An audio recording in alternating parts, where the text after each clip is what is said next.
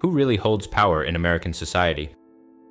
Back in the 1950s, sociologist C. Wright Mills provided an answer to this question that continues to inspire debate today. This video provides a comprehensive overview of The Power Elite, one of the classic works of American sociology. Mills captivated readers with his penetrating analysis and fiery critique of the organization of power in the United States. He grounds himself analytically by identifying institutional shifts in the relative positions of the political, the economic, and the military orders, and discussing how these relate to changes in the composition of ruling establishment powers.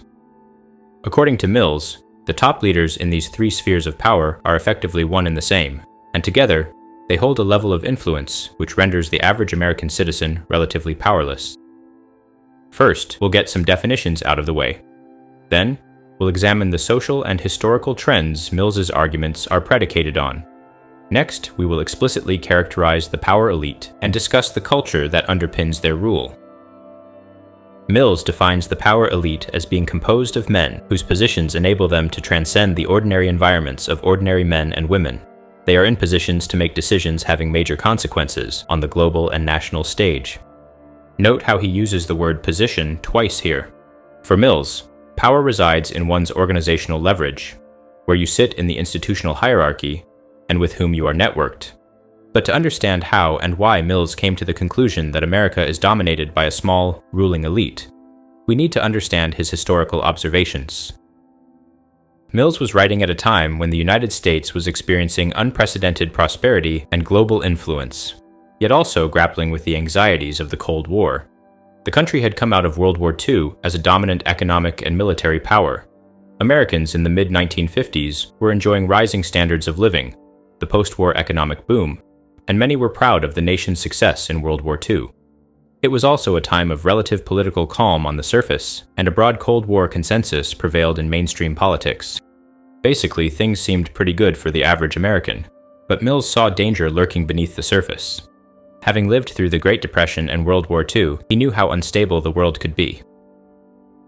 Mills was heavily influenced by the work of German Jewish scholar Franz Neumann, whose 1942 book, Behemoth, analyzed how Nazi Germany's political and economic structure allowed a totalitarian power to take hold. Mills looked at the United States and asked whether a similar concentration of power was consolidating in America. There were some concerning parallels. World War II and the Korean War, which had ended only a few years before 1956, had already triggered the creation of massive military and weapons industries, and a powerful Pentagon bureaucracy. Now, the ongoing Cold War meant that military spending was sustained at historically unprecedented levels, with heads of the military enjoying growing peacetime influence, a sharp change from earlier American history when large peacetime armies were viewed with suspicion. The new possibility of intercontinental nuclear war had created a military threat with no foreseeable end. Before World War II, Congress tended to be wary of any attempts by the military to expand its reach or influence. The military, after all, is supposed to be beholden to Congress. In the post-war era, this relationship changed dramatically. To give us a sense of how little oversight Congress now had over key military decisions, Mills gives us this piece of information. During World War II, congressmen voted for such items as the Manhattan Project, the invention of the nuclear bomb, without having the slightest idea of its presence in the military budget. This fact would seem to challenge the common assumption that the power of the military is adequately balanced by the legislative branch. Something had seriously changed with Congress's relationship to the military, and nobody seemed all that concerned. Suspicion over large peacetime armies was replaced with fear of the communist threat. As Mills put it, war, or a high state of war preparedness, is felt to be the normal and seemingly permanent condition of the United States. Peace is a mutual fright, a balance of armed fear. As the military ascended in these ways, it became increasingly reliant on large corporations to manufacture weapons, ammunition, and various other provisions. The continued ability of a handful of gigantic corporations to sustain and provision the U.S. military thus also came to be seen as a matter of national security, and as a consequence, leading military officers developed close alliances with the business community. Basically, Mills anticipated what President Dwight D. Eisenhower later famously termed the military-industrial complex, a tight-knit relationship between the private sector and the military. In short, Mills thought our understanding of power in America needed to be updated to reflect the military's economic and political influence. So, the military was getting larger and operating with less democratic oversight. But it wasn't just the military that was changing. Mills argued that the current form of the power elite was also predicated in shifts in the economic and political spheres of power. The economic domain was characterized by the ascendancy of the large corporation. Mills described a shift from a traditional farm-based and craft economy, or even the earlier industrial capitalism of smaller entrepreneurs, to an economy dominated by 200 or 300 giant corporations. According to Mills, when numerous small entrepreneurs made up the economy, many of them could fail and the consequences still remain local. Political and military authorities did not intervene. But now, given political expectations and military commitments, can they afford to allow key units of the private corporate economy to break down and slump? Increasingly, they do intervene in economic affairs, and as they do so, the controlling decisions in each order are inspected by agents of the other two, and economic, military, and political structures are interlocked.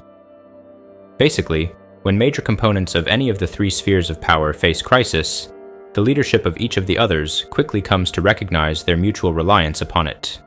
One example of such a moment might be the 2008 auto industry bailout, where the US government provided emergency loans to General Motors and Chrysler to prevent the collapse of the industry. These companies had become too big to fail, in the sense that society could not afford the consequences of their failure. As President George Bush put it, allowing the US auto industry to collapse is not a responsible course of action. It's a telling quote by Bush because it highlights the fact that, by 2008, the collapse of just two corporations was understood as being equivalent to the collapse of the entire auto industry. In the process of resolving such crises, executives from each of the three spheres of power are exchanged, consulted, and circulated, creating a small network of influential leaders who held sway over the multiple centers of power and had a vested interest in keeping them aligned. Similarly, Mills argued that political power had migrated from local courthouses and a decentralized Congress to the executive branch and federal government. The role of the government in managing American life had necessarily been expanded to respond to the crises of the Great Depression and World War II, and now key decisions were often made by the president and a few top advisors and agency heads, rather than by Congress as a whole. Mills believed Congress was inherently disadvantaged in adapting to rapid political and economic changes due to its size, internal divisions, and procedural rules. The executive branch could act more swiftly because it was more autocratic in nature. Executive orders, for example, are one of the fastest ways to shape policy in America, and only the president can issue them. This is where we come to a critical part of Mills's argument. Top advisors of the executive branch, such as members of the president's cabinet, were increasingly selected from the nation's most influential military and business leaders. This is another way that the leadership between the military, private sector, and government was becoming more unified. For Mills, it didn't make sense to assume the government was a counterbalance to corporate and military influence, if the most important positions in government were being handed out to military and corporate leaders. Mills wants us to notice the frequency at which government leaders with no political service background are appointed, not elected, to positions of tremendous political influence within the executive branch. He denies the pluralist assumption that there is a counterbalance of powers between leading military, corporate, and political institutions. I think this quote really gets at the heart of Mills's argument. Noticeable proportions of top men from the military, the economic, and the political worlds have during the last 15 years occupied positions in one or both of the other worlds. Mills is highlighting how leaders in the military, corporate, and political spheres frequently switch places with each other. This circulation of roles is justified to the public under the pretense of expertise, but in practice, the power elite only ever consult and work together with those who they know will benefit their own vision of society. Former senators go on to work as consultants. CEOs take positions at federal agencies. Military leaders join the boards of directors of major corporations. The central argument underpinning the power elite is the growing interdependence and convergence of these three spheres of power. Unlike earlier periods where one sphere of power might hold temporary ascendancy, the post-war era was distinguished by a structural integration, driven by the demands of managing a global superpower in an age of advanced technology and permanent crisis. This integration created a unified field of power at the top, blurring the lines between institutional spheres and potentially undermining traditional mechanisms of checks and balances that relied on the separation of powers. The leaders of these converging domains, the corporate chieftains, the political directorate, and the warlords, increasingly came together, forming the power elite of America. But let's not get carried away here. Mills isn't saying that everything in America is decided by the power elite. There is often some level of tension or disagreement. Members of the power elite don't think of themselves as part of some ruling inner sanctum, where they all sit around smoking cigars and ruling the universe. There is no single indicator of one's eliteness. Whether or not someone is a member of the power elite is something that can only be inferred by observing the quality and strength of their connections to the multiple institutions of power in America. In addition, the power elite as a collective tend only to act or not act during moments of crisis where their shared interests are threatened. So, we have a sense of why political, military, and corporate elites may have become structurally integrated as a consequence of historical and geopolitical forces. But this alone is not sufficient to sustain an ideologically and culturally coherent elite. Becoming a member of the power elite is a process of socialization. The ability of the power elite to get what they want is predicated in the fact that they are very similar to one another in a cultural sense. Mills drew attention to the social and educational pathways that bring the power elite together. Many of them come from affluent families, attend prestigious schools, and move in exclusive social spaces, such as private clubs, where they become acquainted and forge lasting connections. Here, Mills gives us an example of the kind of typical social background of a member of the power elite.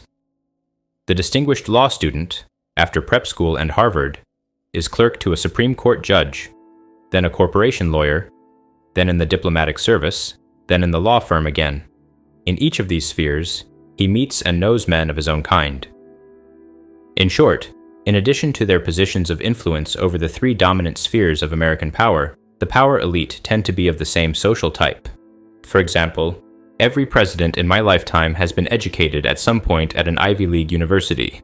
The same can be said for the 9 richest businessmen in America. Because of this shared background, they begin to develop a similar worldview. They grow to accept the same assumptions about how society should be organized, what economic policies will best serve the nation, and which military strategies are necessary for American interests. These views are not always explicitly coordinated in a conspiratorial sense. Rather, they arise from a common culture and shared life experiences that establish a natural harmony of interests. In practical terms, this means that by the time a new piece of legislation or a foreign intervention is formally proposed, there is already a tacit agreement among influential actors that such measures represent the proper course of action. The coordination of the power elite may arise organically from the fact that they observe the world from similar vantage points, possess their own unique culture, share many of the same vested interests, and take each other into consideration when making big decisions. Within the power elite, what's good for one tends to be good for all. What Mills wants us to notice here is that pure conspiracy among the power elite is not necessary for them to get their way on most matters of interest. But nonetheless, they do sometimes knowingly conspire towards the realization of their shared interests. Mills accuses the power elite of using their power and prestige to mold American policy in their own image. As he put it, many of them have come to see that their interests could be realized more easily if they worked together, in informal as well as more formal ways, and accordingly, they have done so. In summary, we might define the power elite as a small interlocking group of individuals at the top of 3 institutional hierarchies: government, the military, and large corporations, who collectively hold and exercise significant decision-making power in society. According to Mills, these elites not only command the major institutions, but also share overlapping backgrounds, social circles, and interests, reinforcing their ability to shape policy and public discourse in ways that serve their own priorities.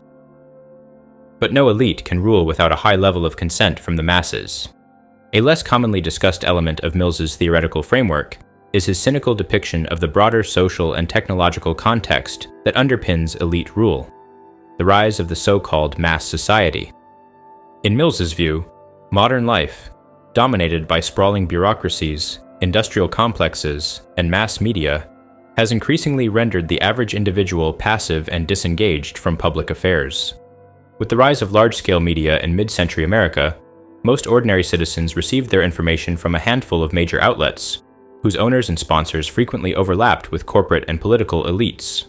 After all, you don't become the owner of the Washington Post or Fox News without having some serious connections. Consequently, Mills pointed out that the coverage of national issues or controversies typically reflected elite priorities, guiding public opinion in ways that did not threaten the status quo. Average American citizens, lacking the means to penetrate closed-door deliberations of the power elite, are left with only a partial and biased view of their own political reality. According to Mills, in the mass society of media markets, competition, if any, goes on between the manipulators with their mass media on the one hand, and the people receiving their propaganda on the other. The fact of manipulation from centralized points of control constitutes, as it were, an expropriation of the old multitude of little opinion producers and consumers operating in a free and balanced market. In other words, localized centers of news and opinion-making are disappearing. Where local voices do remain, they are typically drowned out by larger organizations that have the resources to communicate on the national stage. Mills saw that the opinion-shaping process was being monopolized. People no longer formed opinions by attending town halls or public debates. Mills didn't think America had fully transitioned into a mass society, but he believed it was developing into one. But some responsibility also rests within the psychology of the average American, who, increasingly baffled and affected by forces that extend far beyond the borders of his town or city, no longer trusts his own experience until it is confirmed by others or experts in the media. Mills identifies what he calls a new conservative mood in America. The dominant tone of the post-World War II era had become more cautious and less prone to radical change. The revolutionary spirit was dead. Many Americans, he argues, grew weary of major upheavals, an understandable cultural response given the recency of such crises as World War II and the Great Depression, and thus were predisposed to favor stability over sweeping social transformation. This was the golden age of America. Why question a system that seemed to be working so well for so many? The portrayal of the American dream, focused on personal success and middle-class comfort, encouraged people to prioritize material security and private pursuits rather than question the policies or structures of authority. But Mills knew that the good times wouldn't last forever, and he feared that when crisis struck again, Americans would find themselves stuck with a sclerotic caste of rulers who were unaccountable and self-serving. By diagnosing mass passivity, Mills also implies that meaningful social change would require reinvigorating a critical, active public. Without such a revival, he warns, society drifts toward oligarchy, with the potential for authoritarian tendencies if crises intensify. Mills closes his book with a condemnation of the moral composition of the power elite. The power elite are not virtuous men. Insulated from the consequences of their own actions, they operate without meaningful moral checks and cultivate a climate in which systemic wrongdoing is permitted and at times even celebrated as the natural way of doing business. This phenomenon arises, he argued, from the very structure of power in large bureaucratic organizations. Within the corporate, military, and political worlds, the private conscience is attenuated. This is not simply about individual bad actors, but about a structural condition where the organization of power itself disconnects decision-makers from broader moral consequences and public accountability. Within elite circles, immoral actions such as deception, manipulation, or prioritizing private gain over public good are often legitimized as acceptable, routine, or even necessary. There are no enlightened despots in this narrative. Make no mistake, this book can be quite polemical, and Mills makes no attempt to hide the way he feels about the things he observes. For this, he has been criticized by some as being biased, but there is no real way to do social science without introducing personal bias, and I'd rather have him be upfront about his feelings than hide behind the sort of pseudo-objectivity that has become expected in many areas of contemporary sociological research. His goal is just as much to inspire a public of critical thinkers as it is to document reality. The fact that this book is agitating is kind of the point. Others have criticized him for being selective and anecdotal with the facts he presents. To me, this is a more fair criticism, given how heavily this text relies on qualitative analysis and rhetorical force. You sometimes get the sense that if you presented 10 different people with all the facts and statistics that appear in this book, you'd end up with 10 different narratives about power. But, despite all this, The Power Elite became one of the most important sociological works of the 20th century, because it articulated a series of concepts and observations that seemed to correspond so well with reality. Mills's central claims are concretely grounded in such a way that they can be easily questioned or verified by his readers. He's not an abstract theoretician mulling over vague concepts with no clear connection to reality. Rather, he starts a debate that everyone feels like they can weigh in on. This was Mills's vision for the type of sociology that academics should be doing. When you read this book, you'll notice that Mills is always talking about scale and centralization. Mills observes a world where a small number of dominant organizations are getting bigger, reaching farther, and acting in concert. He's interested in figuring out how the growth and reorganization of American institutions determine and relate to who has influence over important issues. The finer points of this book can, in my opinion, be a little confusing. It's crammed with facts and statistics that aren't very easy to piece together unless you're really into post-war history. But, in broad strokes, many of the trends he illuminates are still easy to see today. The richest business executive on Earth is currently governing alongside the President of the United States. The US military has only grown larger and remains integrated with political elites and the private sector. The financial crisis and bank bailouts of 2008 showed us that there are indeed some corporations within America that are so deeply embedded within the political and economic structure that the government cannot allow them to fail without risking systemic collapse. Of course, there are new complexities in today's world that Mills didn't cover. One is the role of globalization. Today's power elite might not be only American, as corporations and financial institutions operate globally, and international elites meet at forums like the World Economic Forum in Davos. There is an argument to be made that modern multinational corporations are fundamentally transnational and cosmopolitan, and as such, the interests of its top leaders are less naturally aligned with the interests of American elites. Maybe the value of this book today is not derived from its ability to describe the current power structure of America, but to offer us a conceptual toolkit that we can use to figure it out ourselves. I think that's what Mills would have wanted. So, that's pretty much everything I think is essential for you to know about the power elite. Let me know in the comments what you think about this book, because my sense is that it remains divisive. Hopefully this review was useful to you, and I'll see you in the next video.